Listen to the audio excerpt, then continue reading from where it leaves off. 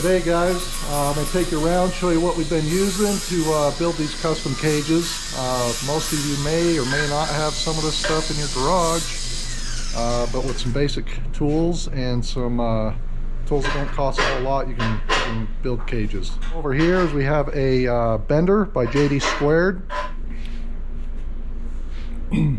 This bender, you can look on their website. It's a few $100. That's without the dies. You're going to need some dies for the tubing size that you have. This bender over here that we have actually has the hydraulic system on it as well, which is an extra cost. But you don't need a hydraulic system. You can use it manually and it'll work just the same. This may take you a little longer on the bends. Try and get a good shot. It's kind of hard in this tight area, but if you notice, we've got a pretty good roll right here in the cage. And the way we've done that is with a tubing roller. Same thing when you buy the tubing rollers, you got to buy the roller dies. But here's the roller here. This is our setup. We also have a power pony on there. They do come with a manual wheel, but the wheel's extremely hard and you get tired pretty quick.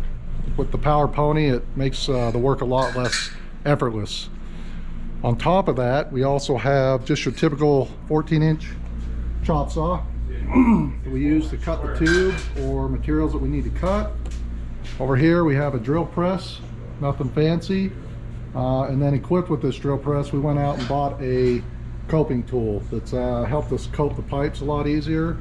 But you can just use a chop saw and a grinder and cope your pipes as well. In addition to those, we got a couple welders, just some MIGs.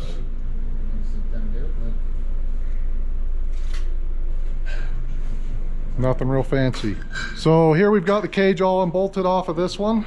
Stock cage came off very easy. On some of the older models of the Can-Am, used to have to actually cut where the welded factory cages were. With the newer ones, at least with we've got a 19 and there's a couple 21s that we're working on, and they've all been bolted from the factory. So here's one of the areas where you can see 4 bolts there. There's 3 bolts here. That's one of the plates we made, but 3 bolts there. And then up front here, you've got 2 bolts. So pretty easy to take apart. I think once we started this, it took us, I don't know, maybe about an hour and a half, 2 hours to get down, get the plastics off, and to get the cage, maybe half hour, 40 minutes, get the cage actually unbolted. It took longer to get all the plastics off from around the cage than it did to actually unbolt it. Pretty easy though, pretty easy process. Within about 3-4 hours you can have the cage off, and whether you decide to build a new cage or buy a new cage and install it's pretty easy. We do have a plasma cutting table, so some of these plates we have made ourselves that fit really nice. You can buy these plates. There's a few different I know here we're in Utah, Salt Lake City, Utah, and I know there's a couple stores, 4x4 stores, things of that nature, that we've been able to buy some of these parts even from them, or you can get online and find some stuff that most people don't realize, but they actually have these Can-Am bungs here. That's what they look like. These actually fit right in here just like so. So they bolt up just like the factory. Again, pull those out so you can see, and then when we start welding our tubing on, we weld right to here. These we actually bought our first set from actually we bought all of our sets from a local company, Midnight 4x4. They're great to work with.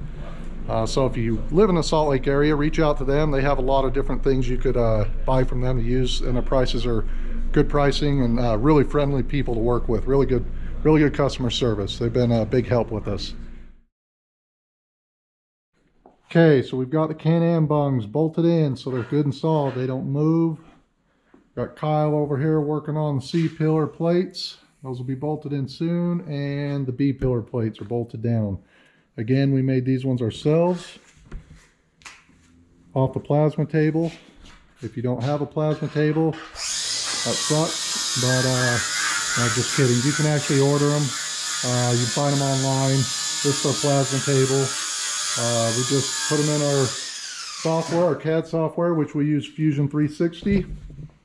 Pretty good software. We like it a lot.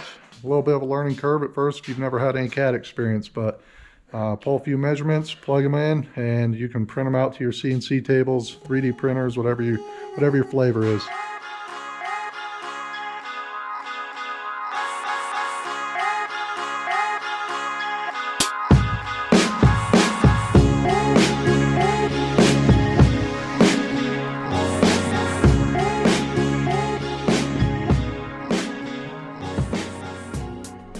Another thing to take note when marking these bars before you roll, we like to take and mark our bends where we want them. This will be our front bend, and then we center line the pipe so that when it's in the roller, it helps us keep track of where the bar is, so we know we're not getting any roll in the bar. Another tool that I call a no dog,